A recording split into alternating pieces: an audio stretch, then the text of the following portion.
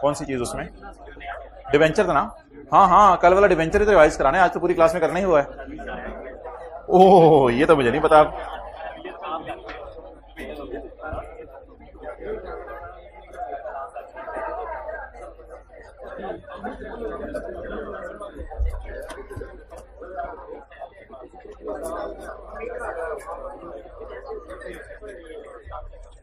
Hybrid में अब बातें शातें हो गई, इधर अटेंटिव हो जाएं आप।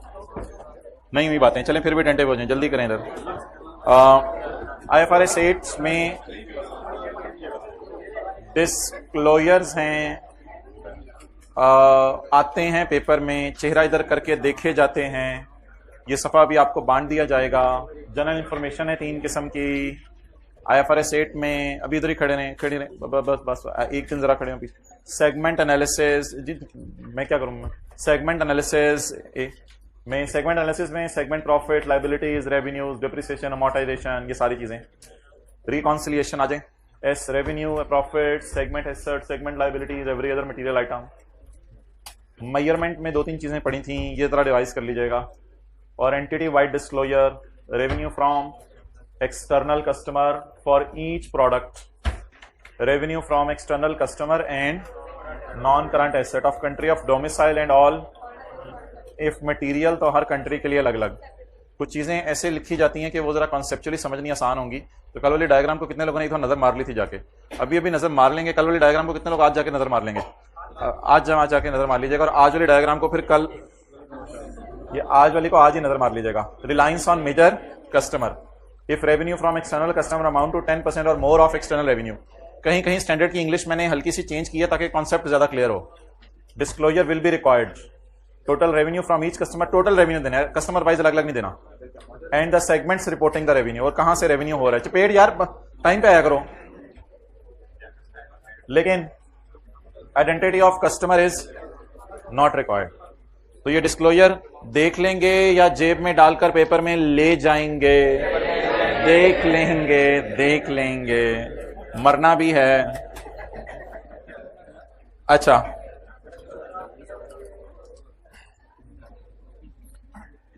होमवर्क का सवाल हो गया था। क्वेश्चन नंबर 4 ज्यादा इंपॉर्टेंट था, 2 तो आसान था।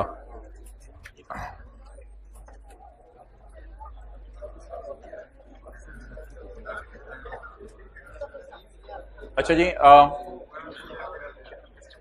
कल एक कॉन्सेप्ट हमने पढ़ा था कि जिस तरह प्रॉपर्टी, प्लांट एंड इक्विपमेंट्स, भाई इसी को 16 पे कर दो, विंग्स नीचे कर दो। ये वाला 26 के ऊपर है, वो वाला भी 26 के ऊपर है, और ये वाला तो 28 के ऊपर है। पता नहीं बरकत के लिए लगाया हुआ है कॉलेज वालों ने। तो आप इतने दिनों बाद आ गए हो तो अच्छा। मैं ये कह रहा था कि लोन रिसीवेबल पर इंटरेस्ट इनकम कमाई जाती है।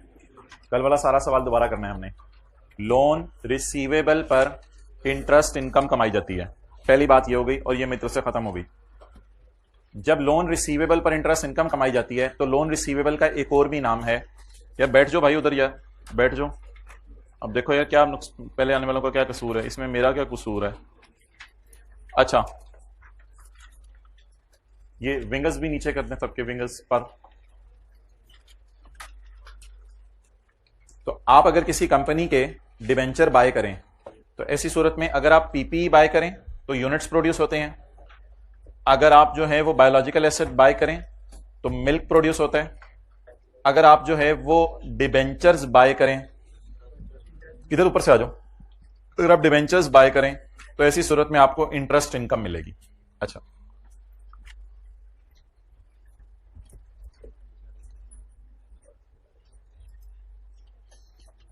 एक डिबेंचर की होती है फेस वैल्यू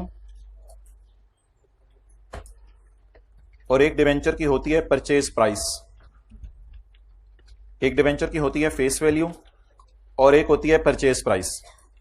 जिस तरह शेयर्स होते हैं ना, शेयर्स, उनकी फेस वैल्यू भी होती है और शेयर्स की परचेज प्राइस भी होती है। शेयर्स की फेस वैल्यू आमतौर पर होती है 10 रुपए, लेकिन आप 12 रुपए के भी खरीदते हैं, 13 रुपए के भी खरीदते हैं, 14 रुपए के भी खरीदते हैं। इसी तरह जो बॉटल होती है ना, बोतल, उसकी फेस वैल्यू, कई दफा उसके ऊपर लिखा होता है बोतल 60 रुपए की है, लेकिन वही अगर आप K2 पहाड़ के ऊपर किसी दुकान पे जाके खरीदें तो वही आपको 50-60 रुपए वाली बोतल 200 रुपए की मिल रही होगी। उसकी फेस वैल्यू 50-60 रुपए होगी, लेकिन वो कहेगा कि मैं आपको बेचूंगा 200 रुपए की, तो परचेज प्राइस ज्यादा हो जाती है। तो कई जगहों पे ऐसा होता है जहां चीज शॉर्ट होती है तो फेस वैल्यू से भी ज्यादा पैसे आप पे कर रहे होते हैं। अब डिबेंचर्स के अंदर भी बिल्कुल, डिबेंचर एक नॉर्मल चीज है, डिबेंचर के अंदर भी कल आपको मिसाल के तौर पे समझिए, पाकिस्तान में गाय के ऊपर उसकी फेस वैल्यू लिख दी गई। हुकूमत मंडी में आई और गाय की नेचर देख के किसी गाय पे ₹1,00,000 लिख गई, किसी गाय पे ₹1,20,000 लिख गई। अब आपको लाख वाली गाय पसंद आ गई। अब वो जब उसको पता चला बेचने वाले को आपको पसंद आई है तो उसकी फेस पे लिखा हुआ है ₹1,00,000। बातें साथ साथ थोड़ा सा फ्रेश हो जाएंगे, कॉन्सेप्ट भी खराब हो जाएंगे साथ। तो अब गाय पे लिखा हुआ है ₹1,00,000, आपको पसंद आ गई, आपने 1,05,000 दे दिए। No, what is your purchase price?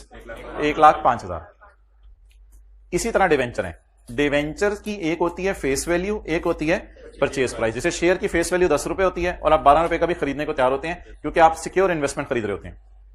We purchase debentures on यकम जनवरी 15। Following further information is available. It had a face value of 50,000। It is luckily purchased at, ये परचेज भी किस पे कर लिया गया? फेस वैल्यू पे। यानी 50,000 पे डिवेंचर के ऊपर लिखा हुआ था और आपको भी कितने का मिला? 50,000 रुपए का। अब आप अगर बायोलॉजिकल एसेट खरीदेंगे तो मिल्क मिलेगा, डिवेंचर खरीदेंगे तो आपको इंटरेस्ट मिलेगा। अच्छा, बस एंड पे रख दो, तीनों क्लासों पे जाते हुए उठा लेंगे, जाना तो सबने है। Debenture carries interest at the rate of 12% per annum annually in arrears. ये 12% ना डिवेंचर्स के ऊपर लिखा होता है या लोन एग्रीमेंट में लिखा होता है कि ये डिवेंचर्स पे 12% इंटरेस्ट मिलेगा। और मैं आपको बताऊंगा कि ये जो 12% इंटरेस्ट है ना, जिसे कूपन रेट कहते हैं, तो ये 12% इंटरेस्ट डिवेंचर की फेस वैल्यू पे मिला करेगा। किस पे मिला करेगा? डिवेंचर की फेस वैल्यू पे। अच्छा, तो आपको 50,000 रुपए का डिवेंचर 50,000 में मिला, तो 50,000 डिवेंचर के फेस पे लिखा हुआ था, उस पर आपको 12% इंटरेस्ट मिलेगा। इफेक्टिव रेट भी 12% है। इफेक्टिवली भी आपने 12% ही कमाना है, वो कोई डिफरेंट नहीं कमाना। इसकी मैंने कहा था मिसाल अगले में समझ आएगी आपको। और 2 साल के एंड पे ये डिवेंचर वापस हो जाने हैं। तो लेट्स स्टार्ट। एक आपने अमोर्टाइजेशन शेड्यूल टाइप बनाना है, एक आपने अमोर्टाइजेशन शेड्यूल टाइप बनाना है।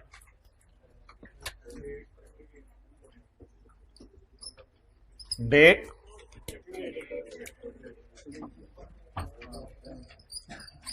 Effective rate at 12% on balance,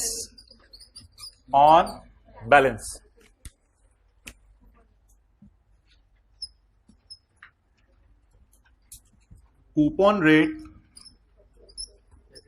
at 12% on face value,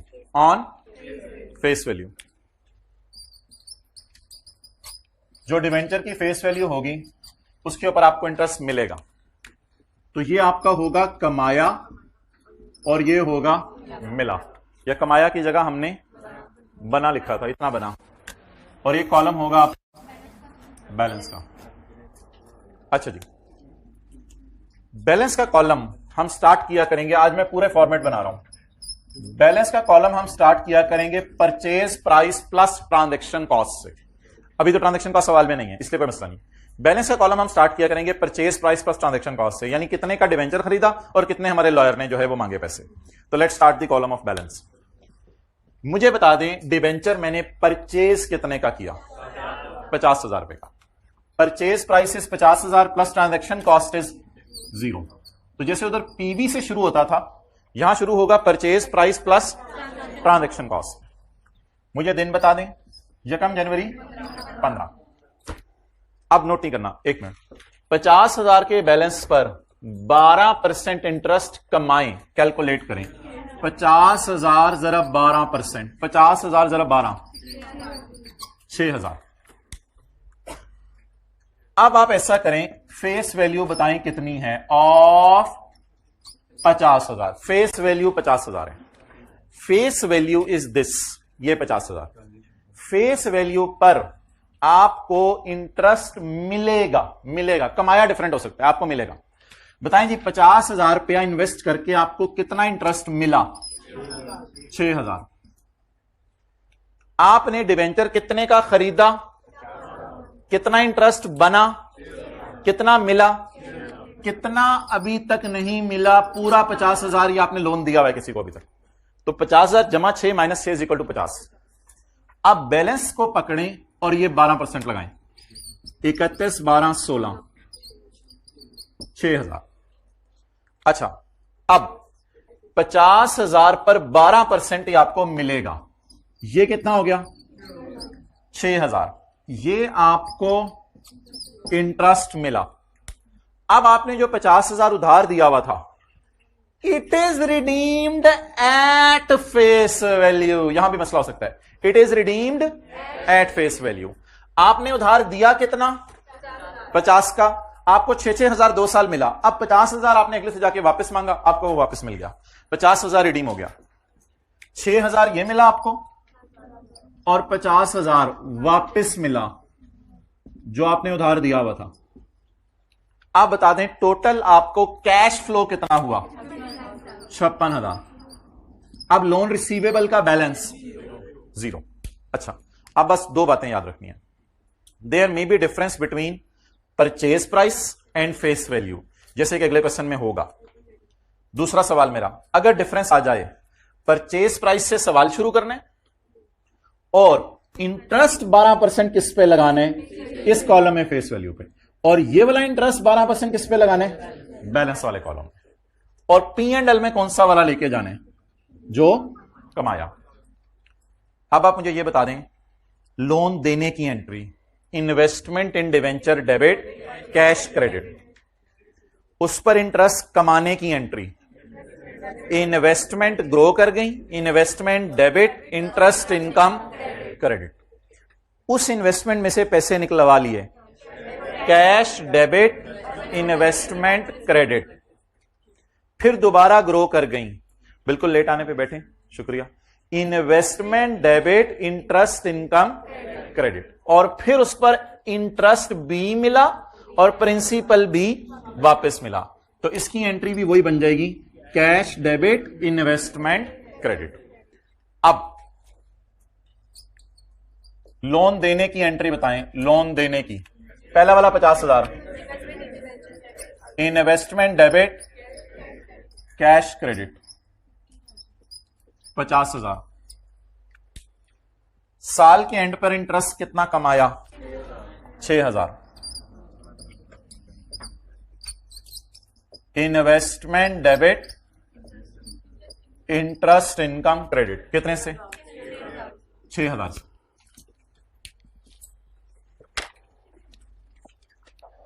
अब जो डिबेंचर की फेस वैल्यू है ना, उस पर रेट लगाएं और बताएं जी इंटरेस्ट मिला कितना? 31, 12, 15। Cash debit. अब इंटरेस्ट रिसीवेबल अकाउंट नहीं बन रहा, इंटरेस्ट रिसीवेबल की जगह इन्वेस्टमेंट रिसीवेबल टाइप अकाउंट बन रहा है। तो कैश डेबिट, इन्वेस्टमेंट क्रेडिट। इस सारे के बाद इन्वेस्टमेंट अकाउंट में बैलेंस अभी भी 50 ही पड़ा। फिर 2016 में आप इन्वेस्टमेंट नहीं करेंगे और, लेकिन ये इन्वेस्टमेंट से इंटरेस्ट कमाएंगी। तो 31, 12, 16 को आप एंट्री करेंगे, इन्वेस्टमेंट इन debenture debit, interest income. Interest income P&L में 7 साल लेके जाना है आपने हर साल। जी, अब आप उससे ये वाला 6 भी ले ले और जो पुराने वाला 50 लोन दिया हुआ है वो भी वापस ले लें। तो अब आपको 6,000 ये वाला भी मिल जाएगा और 50 वापस मिल जाएगा। तो 31, 12, 16 कैश डेबिट, इन्वेस्टमेंट इन डिवेंचर,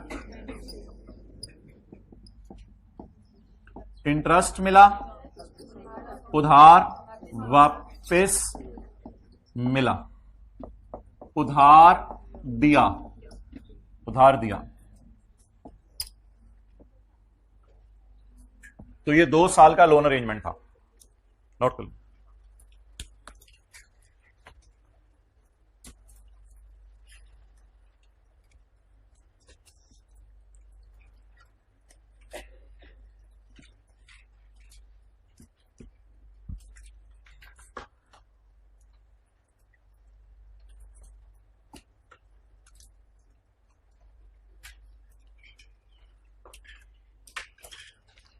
आप लोगों से बात नहीं करा कल, जो आप लोगों से बात नहीं करा कल, जो हजरात IS 12 की डिस्कशन अटेंड की थी, उन्होंने मेरे से कहा था कि जो MCQs रह गए हैं दिल में कहा होगा शायद, पता नहीं मुझे कैसे पता चल गया, वो इंशाल्लाह आज थोड़े से कर लेंगे डिस्कस। मैंने कहा था मैं तो हाजिर हूँ, कोई मसला नहीं। चलें जी, कल हमने असल में 3-4 MCQs सिर्फ किए थे, लेकिन लग गया था आधा घंटा ताकि तसल्ली से वो समझ आ जाए। बरकत के लिए यूट्यूब पे पड़े हुए हैं जी। क्या ऊंची बोले?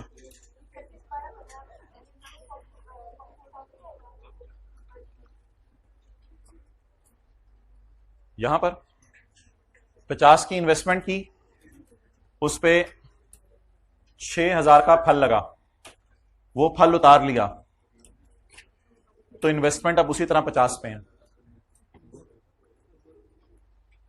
50,000 दिया, उस पे 6000 कमाया, तो 50 56 पे चला गया, उसमें से 6 निकलवा लिया, 50 उधर ही है। तो इधर देखें, इट इज लाइक दरख्त, इट इज लाइक फल, इट इज लाइक उतार लिया, तो द दरख्त is still there. Transaction cost अभी देखते हैं क्या करना है जब आएगी तो। चलें जी, इन दोनों रेट्स में क्या फर्क है अभी क्वेश्चन 12 में देखते हैं। इसका टी कौन नहीं बनाएगी? अच्छा, उधर ही रखो camera.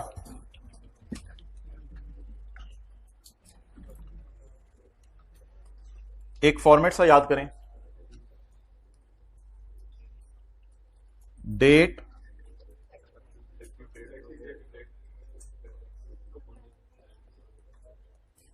On balance,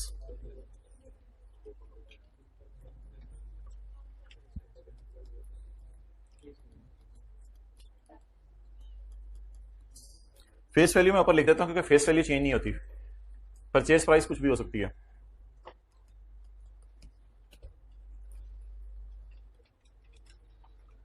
PV of LP से शुरू नहीं किया करेंगे, purchase price plus transaction cost.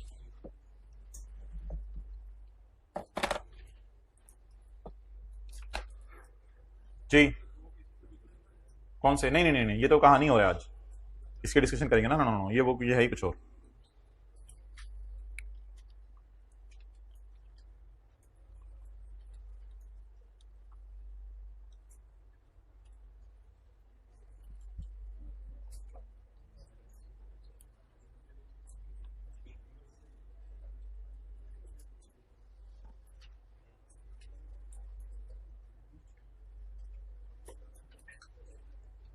Okay,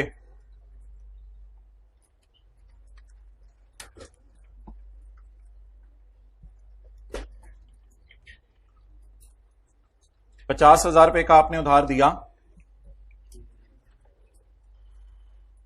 उस पर 6,000 इंटरेस्ट मिला, उस पर 6,000 इंटरेस्ट मिला और 50,000 वापस मिला। इफेक्टिवली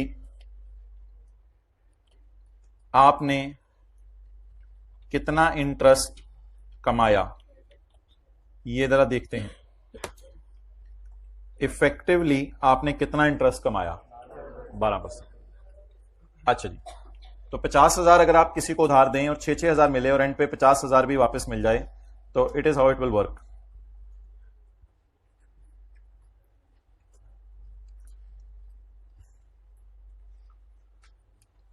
अच्छा, अब ये जो इंटरेस्ट है इसको हम कैलकुलेट करके देख लेते हैं।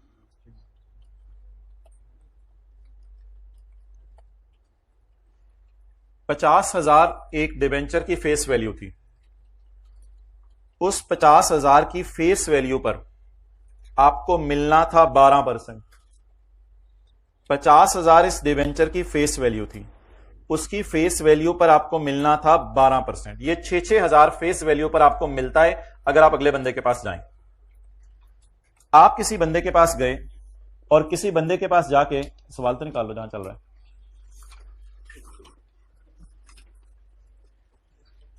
आप किसी बंदे के पास गए, इधर ही रखो बस, आप किसी बंदे के पास गए और आपने जाकर उसको उधार दिया। उसने कहा कि उधार पर तुम्हें 6,000 इंटरेस्ट में दिया करूंगा। उसने आपको जो सफा दिया, यानी आपने जो डिवेंचर परचेज किया वो था 50,000 वाला, लेकिन उसने कहा कि भाईजान ये बड़ी सिक्योर इन्वेस्टमेंट है, आप मुझे ऐसा करो कि 50,000 का उधार दो और 1,000 का उधार मुझे और दो। तो आपने मजबूरी में, क्योंकि आपने कहीं ना कहीं अपना पैसा इन्वेस्ट करना था, आपको अच्छा रेट कहीं मिल नहीं रहा था, तो आपने मजबूरी में 50,000 वाला डिबेंचर परचेज कर लिया 51,000 में। आपकी जेब से कितने पैसे चले गए? 51,000। पहले साल आपको 6,000 इंटरेस्ट मिला, अगले साल आपको 6,000 इंटरेस्ट मिला। अब आप उसके पास गए और उससे जाके आपने कहा, वो फेस वैल्यू 50,000 जो थी उसके ऊपर 12%, 6,000, ये मैंने अलग निकाल के रखा हुआ है। अब आप उसके पास गए, आपने उसे जाके कहा, मेरे भाई मैंने तुम्हें 51,000 का उधार दिया था, मुझे उधार वापस करो। उसने कहा बहुत सिक्योर इन्वेस्टमेंट थी तुम्हारी, बहुत सिक्योर इन्वेस्टमेंट थी, मैं तुम्हें अभी भी एक डज लगाऊंगा, मैं तुम्हें 50,000 का उधार वापस नहीं करूंगा, ना 51,000 का उधार वापस करूंगा, मैं तुम्हें 48,500 का उधार वापस करता हूं। और तुम याद करो, ये मैंने मुआहदे के शुरू में तुमसे एग्री कर लिया था, तुम्हें मुआहदा करना ही नहीं चाहिए था, ये मुआहदे के शुरू में एग्री हो जाता है। आप बताएं, उधार देना कितना चाहिए था मुझे? पूरा 50। उधार वापस कितना लेना चाहिए था? पूरा 50, पिछले सवाल की तरह। लेकिन कहानी क्या बनी? उस बंदे ने कहा, भाईजान बड़ी सिक्योर इन्वेस्टमेंट है, बड़ा जबरदस्त है, बड़ा ये है वो है। जब मैं उधार देने गया तो उसने मुझे 50,000 की फेस वैल्यू वाला डिवेंचर दिया और मैंने कितना उधार उसको दे दिया उसकी बातों में आके? 51,000। जब मैंने वापस मांगा 51,000, उसने कहा एग्रीमेंट जाके पढ़ो, मैंने कहा था ना मैं तुम्हें 51,000 वापस करूंगा, ना मैं तुम्हें वापस करूंगा 50,000, बल्कि मैं तुम्हें सिर्फ वापस करूंगा 48,500। तो फील करें में दो जगह नुकसान हुआ है, फील करें दो जगह नुकसान हुआ है। जब मैंने खरीदना था डिवेंचर तो बेचारा 50,000 वाला मुझे कितने में मिला? 51,000 में। 50 वाली चीज 51 में मिली, एक तो उधर हुआ। और जब मैं वो चीज बेचने गया, वापस करने गया, तो उधर मुझे 50,000 या 51,000 वापस क्या मिलता? मुझे उससे भी कम मिला। अच्छा, इस सारी बात को छोड़ के एक वहां सादा से ज़हन में लाएं। एक गाय आपने 51,000 की खरीदी और जब बेचने गए तो 48,500 की बेची। वैसे ही गाय के ऊपर हुकूमत ने प्राइस टैग लिख के लगाया हुआ 50,000, लेकिन मजबूरी थी या कोई भी मसला था, आपने वो 51 की खरीदी और 48,500 की बेची, तो आपको खरीदते हुए 1,000 रुपए का नुकसान हुआ और बेचते हुए, फेस वैल्यू को सामने रखें, बेचते हुए 50,000 वाली गाय बेचारी कितने में बिकी? 48,500 में। तो ये दो मौके पर मुझे नुकसान हो रहा है। एक नुकसान 1,000 का 51 में पड़ा हुआ है और एक 1,500 का नुकसान 48,500 में पड़ा है। बाकी 6,000 में पूरा ले रहा हूं, 6,000 की टेंशन नहीं है। ये मैंने इनफ्लोज और आउटफ्लोज अपनी प्लॉट कर दी। 51 लगाकर मैंने 6 जमा 6 जमा 48,500 कमाया, ये सारा मुझे मिला। डूबा मेरा 51, वापस मिला 6 जमा 6 जमा 48,500। अब मुझे फेस वैल्यू के एतबार से तो 12% इंटरेस्ट मिला है, लेकिन मेरा सवाल है इफेक्टिवली मेरा रेट 12% से गिर जाएगा। क्यों? मेरी इंटरेस्ट इनकम है 6 जमा 6 12, लेकिन ये रिसीव्ड है, ये इनकम नहीं है। मेरा इंटरेस्ट है 6 जमा 6 12 और 12,000 माइनस 1,000 का नुकसान एट स्टार्ट, 12,000 माइनस 1,500 का नुकसान एट एंड, 12,000 माइनस 1,000 माइनस 1,500, यानी 12,000 माइनस 2,500। क्या मैंने 12,000 कमाया या 12,000 माइनस 2,500? और वो जो असल में 1,000 का नुकसान हुआ ना, उसको फौरन P&L में डालना होता है, उसको ओवर द ईयर्स एलोकेट करना होता है। अब मैं देखता हूं कि what is the effective rate of return. 51 मुझे नेगेटिव में लिखना चाहिए पहले।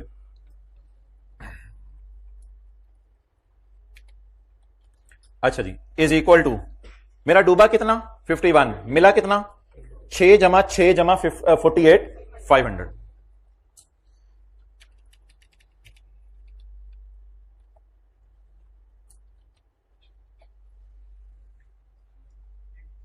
नहीं, एंटर से कुछ होना नहीं है, उसको परसेंटेज में कन्वर्ट करना पड़ेगा।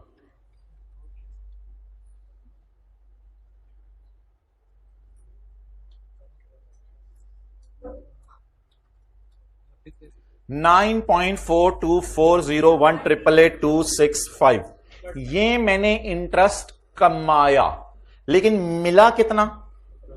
बोले बोले बोले। अच्छा, अब मुझे बताएं,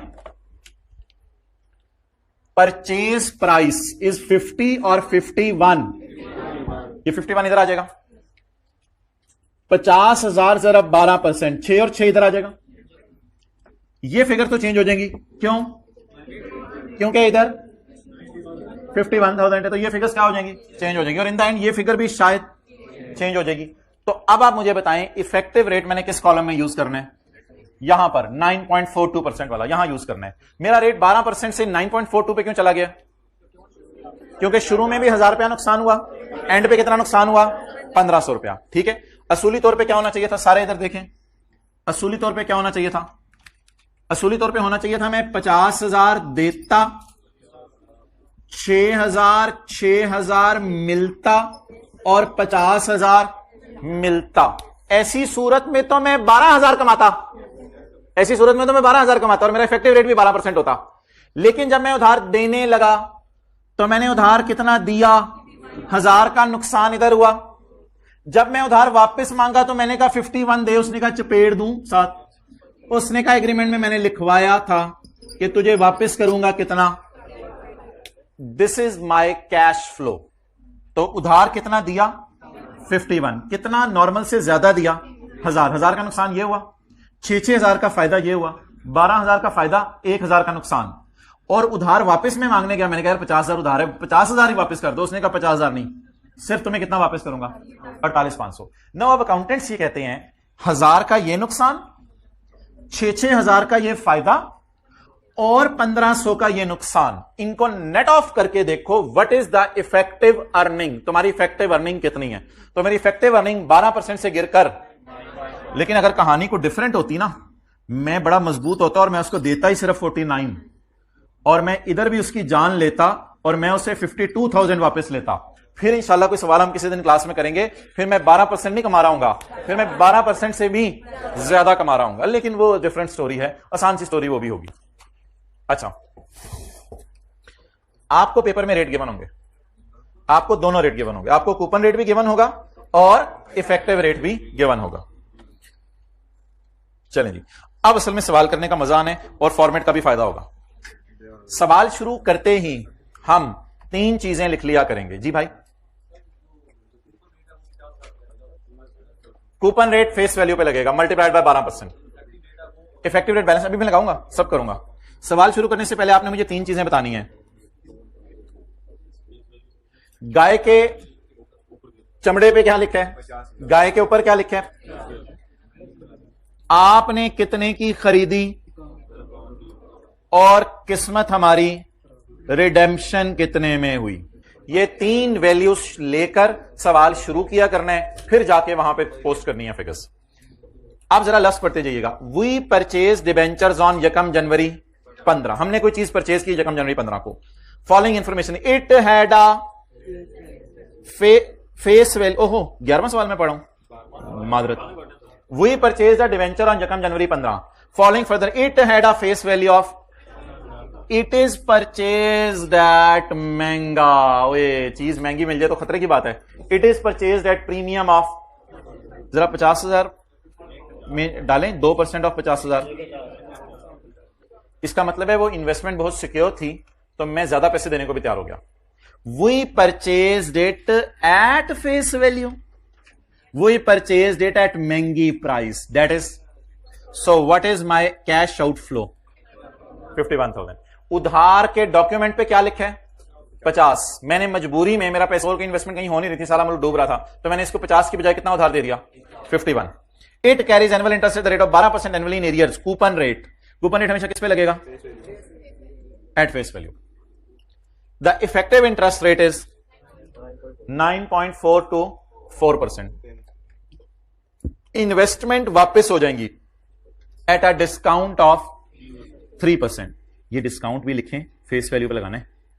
50,000 माइनस 3% ऑफ 50,000, कोई बच्चा जरा करवा दे। 50,000 माइनस 3% ऑफ 50,000, बोलें 1500 नहीं, बिल्कुल 1500 नहीं, 48,500। तो परचेज कितने पे हुई गाय? 51,000 पे। और रिडीम कितने पे हुई? जब मैं खरीदने जाऊं तो प्रीमियम, लूट लो मुझे, जब मैं खरीदने जाऊं तो प्रीमियम, और जब मैं बेचने जाऊं तो ये ना थी हमारी किस्मत, यानी दोनों दफा डज पड़ी। डज होता है नुकसान, कि सादा बच्चे बैठे होते हैं क्लास के बाद किसी ने आके पूछा डज किस माने में इस्तेमाल कर रहे थे आप, तो खरीदने जाऊं तो प्रीमियम के लफ्ज़ याद आ जाते हैं लोगों को, और जब उसी चीज को बेचने जाऊं तो लोगों को डिस्काउंट याद आ जाता है। तो मैं तो उधर भी डूबा इधर भी डूबा, तो मैं डूबा प्रोग्राम। अच्छा, अल्लाह अकबर। आप मुझे बता दें रिडेम्पशन वैल्यू कितनी है? 48,500। गाय कितने की मिल सकती थी? 50 की। कितने की मिली? 51 की। कितने की मैंने बेची? शायद मुझे उसका दूध बड़ा पसंद था गाय का, तो इस वजह से मैं उस साइड पे निकल गया। वो आगे फिर मेरी मर्जी, ये डिसीजन बिजनेसमैन ने क्यों लिया, नहीं करना तो ना करता, बहरहाल कर लिया इसने। अच्छा जी, आप बताएं फेस वैल्यू 50,000 कहां यूज होगी? जल्दी से बताएं। फेस वैल्यू यहां पे,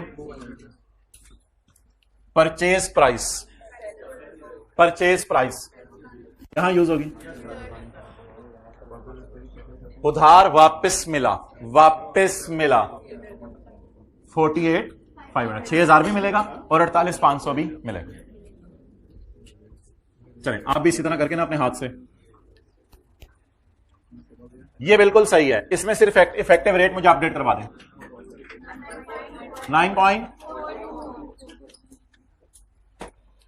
12% से कम क्यों है? क्योंकि 12,000 कमा रहा हूं, 1,000 शुरू में डूब रहा है, 1,500 एंड पे डूब रहा है और मैं भी डूब रहा हूं, तो 12% गिर के 9% पे आ गया। नहीं, ट्रांजैक्शन कॉस्ट अलग होगी, ट्रांजैक्शन कॉस्ट अलग होगी। ट्रांजैक्शन कॉस्ट हमारे सवाल में नहीं है अभी। नहीं, सिक्योरिटी कोई नहीं है। आप इतनी सिक्योर इन्वेस्टमेंट करने जा रहे हो कि अगला बंदा आपकी मजबूरी से फायदा उठा रहा है और वो कह रहा है कि 50,000 का उधार सफे पे लिख रहा हूं लेकिन दो मुझे 51,000। कोई सिक्योरिटी नहीं है, सिक्योरिटी तो वापस हो जाती है, ये कोई सिक्योरिटी नहीं है। और ये बिल्कुल यार उस तरह समझे ना आप, बिल्कुल गाय के चमड़े पे कितना लिखा हुआ है? 50,000 50,000 50,000। आप लेने गए, आपने उसकी दुमशुम हिलाई, आपने उसकी नोदी शोदी हिलाई, आपने कहा यार क्या गाय है। उसने कहा भाईजान ਤੁਹਾਡੇ लिए 50,000 देनी। फिर आपने कहा नहीं यार देख 50,000 ऊपर लिखा हुआ है, भाईजान आपको मैं प्रीमियम पे दूंगा 51,000। आपका मुंह बनेगा या खुश होंगे? बनेगा। 1,000 रुपए से मुंह आपका बन जाएगा। 1,000 का ये नुकसान हो गया। फिर मिल्क आएगा 6,000 का, 6,000 का मिल्क पहले साल आया, 6,000 का मिल्क अगले साल आया। और जब आप गाय को वापस लेके गए तो सारे देख के 50,000 लिख के फिर रहे फेस पे, गाय के चमड़े पे 50,000 लिखा है, गाय लिफ्ट नहीं करानी किसी ने इसको। और आप पूरी मार्केट में घूम के 48,500 की गाय किसी को दे के आ गए। तो आपको 6,000 रुपए का मिल्क मिला, 1,000 रुपए महंगी गाय मिली और 1,500 सस्ती गाय बिकी। तो इस तरह अगर आप समझेंगे तो the thing is very simple. Okay, भाईजान परचेज कितने की है? Transaction cost 0। So what is the purchase price plus transaction cost? 51,000 पे 9.424%। अगर ये मेरा रेट सही हुआ तो बैलेंस भी इंशाल्लाह 0 तक पहुंचेगा, अगर रेट गलत हुआ तो फिर मसला हो जाएगा। 51,000 इंटू 9.424%, 4 पॉइंट्स में जाने दें, 4806।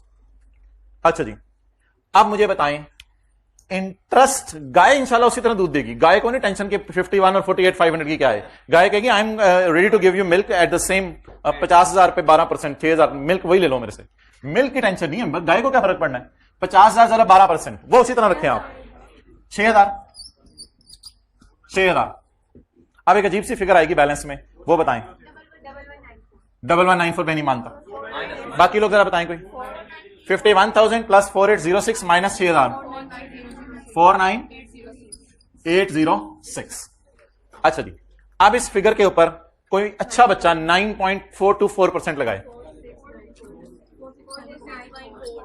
464 क्या कैसे आया इधर देखें। 51,000 पे लगाएं 9.424%, 4806। अच्छा जी, 50,000 पे लगाएं 12%, 806। बैलेंस पर लगाएं 9.424%, 4694। जी 6,000 इंटरेस्ट मिला, लेकिन ये P&L वाला नहीं है, P&L वाला इंशाल्लाह यही होगा। 6,000 मिला और रिडेम्पशन वैल्यू उधार वापस मिला जरा दोनों को टोटल करें, 5 4, जरा देखें टोटल कैरी डाउन 0 आना चाहिए, 0।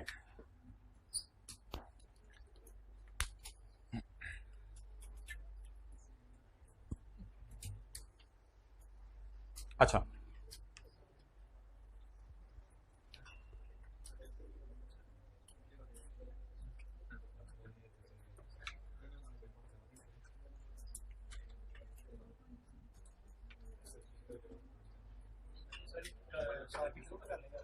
क्या चीज? चलें भाई, फॉर्मेट फॉर्मेट फॉर्मेट। इधर क्या आएगी? फेस वैल्यू गाय की 50,000, खरीदी कितने की? 51,000 की। 6,000 का दूध निकाला और जब बेचने गए तो कितने की बिकी? 48,500। अब ये सारी फिगर जहन में रख के, खरीदी कितने की? 51,000 की। दूध किस पे देगी? फेस वैल्यू 50,000, जरा 12%, जरा 12%। अच्छा, अब मुझे ये बता दें कि 51,000 को पकड़ के रेट कौन सा लगाया करना है effective? 51 plus 4806 minus 6,000, 49,806 plus 4694 minus 54,500 will be 0। कुछ बोलें, एक मिनट, हाथ खड़ा करके, हाथ खड़ा करके कुछ बोलें। एक मिनट, नहीं, एक हाथ खड़ा करें यार, हाथ खड़ा करें, हाइब्रिड हाथ खड़ा करें, माइक ऑन करके जी। और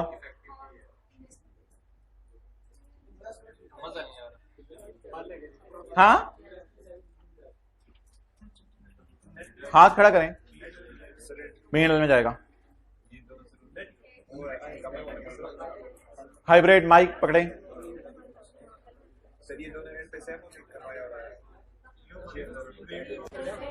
क्या? अच्छा, 6,000 जमा 6,000 माइनस 1,000 का नुकसान माइनस 1,500 का नुकसान। बताएं जरा, 6,000 दूध आया, 6,000 दूध आया, 1,000 का नुकसान खरीदते हुए, 1,500 का नुकसान बेचते हुए, 9,000। जरा इन दोनों को वैसे ही जमा करें, लॉजिकल बात हो रही है, पेपर पॉइंट ऑफ व्यू की बात नहीं हो रही थी। इन दोनों को जमा करें, 90। यार इस तरह 100 रुपए मिलने थे यार, मैं हाथ धोती है, ये तो मुझे पता था, ये बताना था। तो इस तरह, बिल्कुल इस तरह सुनना था भाई। प्लीज बात क्यों प्रोलॉन्ग कर रहे हो? टाइम जाता है क्लास का। पैसे तो इसको, पैसे तो दो दो, अजीब। अच्छा, तो मोहतरम बताएं, why my P&L in this example is only showing 9,500 when I am receiving a milk of 12,000। क्योंकि खरीदते हुए भी मुझे 1,000 रुपए का नुकसान हुआ और बेचते हुए भी 1,500 का नुकसान हुआ। तो ओवरऑल मेरे P&L में सिर्फ बेचारा कितना चला गया? लोग कह रहे थे इसको 12% के एतबार से मिल रहे, लेकिन हकीकत यह थी कि सिर्फ कितने परसेंट के एतबार से मिल रहा है? 9.424%। तो अकाउंटेंट्स ने इन दोनों को P&L में डाला या इन दोनों को इनकम खाने में इस्तेमाल किया? इनकम खाने में इस्तेमाल किया। It is like income, it is like खोरचा। बोले खोरचा, चा खोरचा। अच्छा जी, एंट्रीज, एंट्रीज 51,000 की, इन्वेस्टमेंट डेबिट, कैश क्रेडिट, कितने से? बस एंट्रीज तो आपको पता है, लीज की तरह फिगर्स ही करनी। 4806 की entry, investment debit, income is only 4806। लेकिन प्लीज गाय दूध सही नहीं। उसने कहा ब्रो नो प्रॉब्लम, मैं दूध उतना ही दूंगी, बाकी बेचते हुए जो तुम्हारे साथ करूंगी तुम देखोगे। अच्छा, कैश डेबिट, इन्वेस्टमेंट क्रेडिट, दूध पे उसे पहले मना ले, टेंशन नहीं पानी तू। उसके बाद investment debit, interest income credit 4694। और इन द एंड दूध तुम्हें दे जाती हूं मैं पूरा, वो तुम परेशान ना हो, ये आखिरी साल है तुम्हारा मेरे साथ, ये मैं तुम्हें पूरा दे जाती हूं, लेकिन देखो सही मैं तुमसे करती क्या हूं। और बैंक गए तो 50,000 वाली कितने की बेच के आए? 48,500। तो फॉर्मेट यही है, इसके अंदर सिर्फ फिगर्स आपने पोस्ट करनी है। अब आप हजरात नोट करें, भाई एक सवाल पूछ रहे थे, मैं वो सवाल सुन लूं।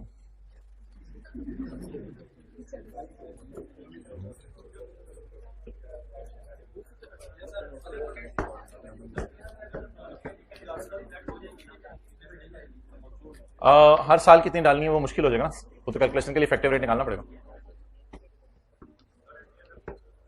एंट्रियां करनी है, सवाल की रिक्वायरमेंट पढ़ो।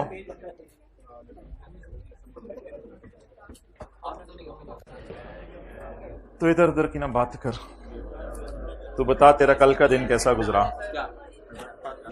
मुझे तेरे दोस्तों से गिला नहीं, तेरी रहबरी का सवाल है।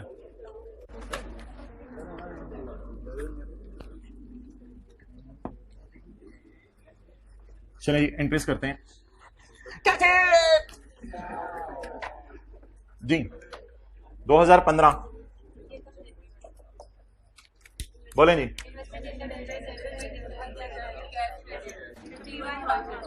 और एक भाई बात याद रखिएगा, जो परचेज किया वही कैश पे किया ना, अब उससे कैश तो उतना ही पे किया मैंने। 51,000 की गाय खरीदाया 31/12/15 इन्वेस्टमेंट डेबिट बुन बंद करोगे तो सवाल में ट्रांजेक्शन कॉस्ट डाल देता हूं। अच्छा आगे चलें। 31/12/15 cash debit investment credit. Bro परेशान ना हो, आई विल गिव मिल्क, बस देखो सही मैं तुम्हारे साथ करूंगी क्या। 6,000 कैश डेबिट इन्वेस्टमेंट क्रेडिट। भाईजान ब्लू शर्ट निकालूंगा आपको क्लास में। आप बोल रहे थे, हाँ क्यों बोल रहे थे? टेप लगाऊं? 31/12/16 मेरी ऐसी निकल जाती है, sorry. Investment debit interest income 4694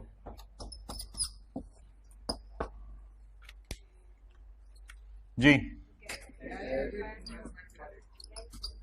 cash debit investment credit 6,000 का दूध देके गई और 48,500 रुपया बिक के आया। 54,500 उधार दिया कितना? 51। भाई आपस में बातें ना करो, मेरे से पूछो, फिर दाइमा वाले डिस्टर्ब होते हैं। जी पूछें। सर जो आपने तो इंटरेस्ट जो है तो कोड 06 कोड किया है ना सर, और केस 6 लगा है। अच्छी बात नहीं है, केस ज्यादा अच्छी बात नहीं है सर, केस ज्यादा है। क्या चीज? कोई नहीं, जाहिर एतबार से देखने में इधर कैश ज्यादा आ रहा है, लेकिन थोड़ा सा भी देखो, आइंदा देखना कितना कैश आता है, वो पिछले सारी कसरें निकाल देगा। चलें जी, कुछ मिनट टाइम जाया करें, आज अगला सवाल करें। हाँ जी, डिफरेंस नहीं पीएनएल में जाएगा। पीएनएल में जाएगा 4806 और 4694। पहले साल पीएनएल में जाएगा 4806 और दूसरे साल पीएनएल में ये चला जाएगा पहले साल, और दूसरे साल पीएनएल में 12,000 जा ही नहीं सकता। 12,000 तो मैंने कमाया ही नहीं। क्या 2500 की था? 2500 इनकम थी 12,000 जो दिखने में लग रही थी। 2500 ने इसको खा लिया तो इनकम बेचारी रहेगी 4806 और 4694। 1 बाय 1 बैलेंस शीट के लिए ये कैरी डाउन यूज करेंगे। पहले साल का ये कैरी डाउन, दूसरे साल का ये कैरी डाउन। इनकम को करंट नॉन करंट इनकम तो होती नहीं, करंट नॉन करंट, और नॉन करंट करंट की डिस्कशन अभी हमने छेड़ा। ओके हाँ, इसमें बस वो कर देते हैं, इसमें शायद मांगेगा नहीं। अच्छा, वी परचेज्ड 430 डिबेंचर्स। 430 डिबेंचर्स। फर्ज करें आपने 430 मुर्गियां खरीदी।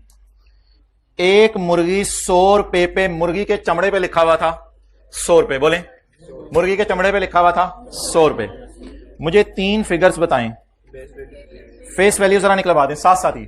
430 मुर्गियां खरीदी, एक मुर्गी के फेस पे लिखा हुआ था 100 रुपए। 43,000 ये आपकी फेस वैल्यू है। It is purchase at a premium of. जब हम खरीदने गए तो मुर्गी वाले ने कहा भाईजान ये मुर्गी का लेवल है, इस मुर्गी का लेवल है, तो ये मुर्गी देखना तुम्हें कितना फायदा देगी, तो तुम ऐसा करो इस मुर्गी को परचेज करो प्रीमियम पर। तो मुझे बताएं, मैं एक मिनट मत बोला करें, 43,000 पे करूंगा या 43,000 से ज्यादा? प्रीमियम का क्या मतलब है? मैं महंगी खरीदूंगा। परचेज प्राइस कोई क्लास में निकलवा सकते हैं मुझे? Purchase price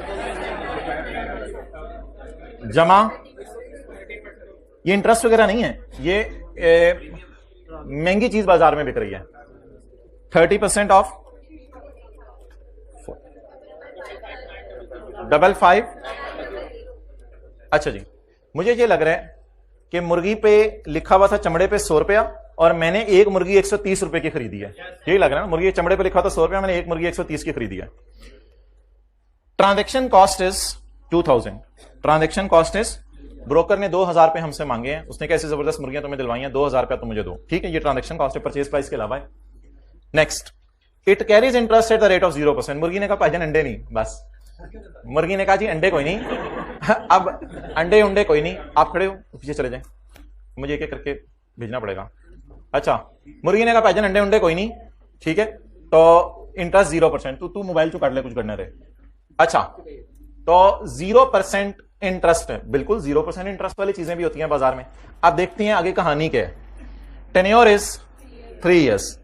these are redeemable at discount नहीं, दीज आर रिडीमेबल एट, जब मुर्गी जाएगी तो एक ही दफा इतना देके चली जाएगी कि सारे गम धुल जाएंगे, क्योंकि मैंने खरीदी थी 130 की, अंडे देने से उसने पहले दिन ही इनकार कर दिया था, जब 3 साल पूरे हुए तो 130 वाली चीज मैंने 150 में बेची। खुशी, 130 वाली चीज मैंने कितने में बेची? 150। तो खरीदी कितने की? 100 वाली 130 में, और मैंने उसे कहा अंडे दो, उसने कहा नहीं। पहले साल 0 अंडे, दूसरे साल 0 अंडे, तीसरे साल मैंने कहा यार 3 साल हो गए हैं, बहुत तंग किया तूने, महंगी भी मिली थी, अंडे भी नहीं दे रही। कहती है चलो आओ जरा बाजार चलते हैं। वो मुर्गी मुझे बाजार ले गई, और बाजार लेके जाके जब मैंने कीमत लगवाई तो लोगों ने कहा 150 की मुर्गी, क्या खिलाया इसको, ये मुर्गी कितने की हो गई? 150 की। तो आप बताएं, जब मैं बेचने गया तो मुझे डज पड़ी या फायदा हुआ? रिडेम्पशन बोलें, रिडेम्पशन। कितनी मुर्गियां? 429 नहीं, वो जो एक है उसको भी बुलाए ना इधर। 430 पूरी होगी? 430 नहीं 430 नहीं पकड़ना भाई, सॉरी, 43,000 को पकड़े बस। 43,000 इज क्या? Face value. ये जो परसेंटेज है ना प्रीमियम की, ये या डिस्काउंट की, ये इंटरेस्ट वाली परसेंटेज नहीं होती, ये आपने हमेशा किस पे लगानी है? फेस वैल्यू पे। उसके जो चमड़े के ऊपर प्राइस लिखी हुई है, मुर्गी के चमड़े पे प्राइस लिखी हुई है 100 रुपए, खरीदी कितने की थी? 130 की। तो 43,000 जरा 50% ऐड कर दें इसमें, 64500। मुझे जबानी सारे सालों की इंटरेस्ट इनकम कोई बता दे। जबानी इंटरेस्ट इनकम P&L में ऐसा ऐसा लेके जाऊंगा मैं, 3 सालों में इसको डिस्ट्रीब्यूट करूंगा। मुझे जबानी 3 सालों की इंटरेस्ट इनकम कोई बता दे। इंटरेस्ट इनकम, रिसीव नहीं पूछ रहा मैं।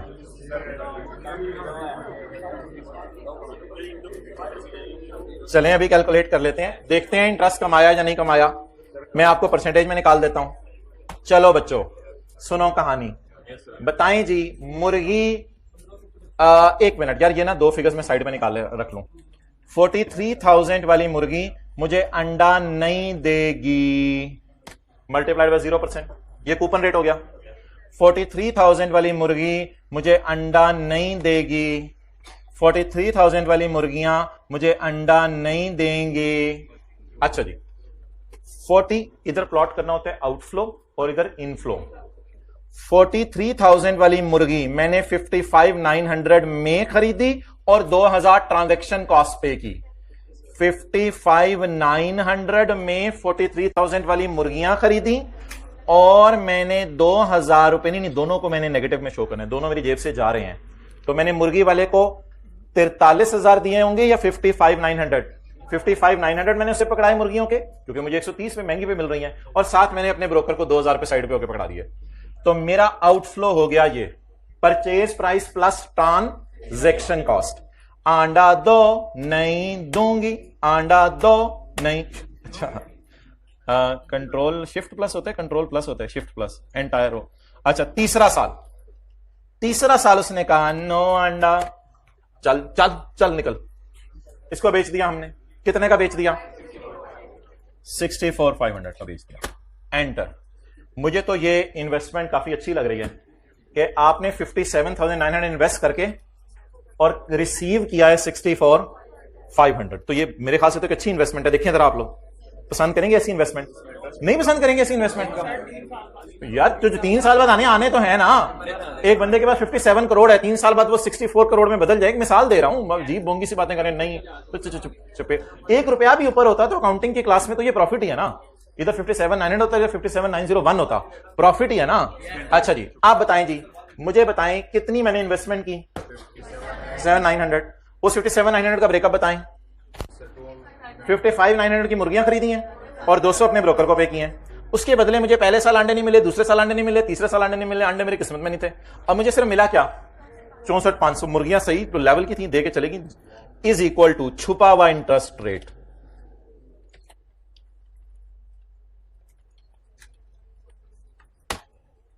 %3.66%।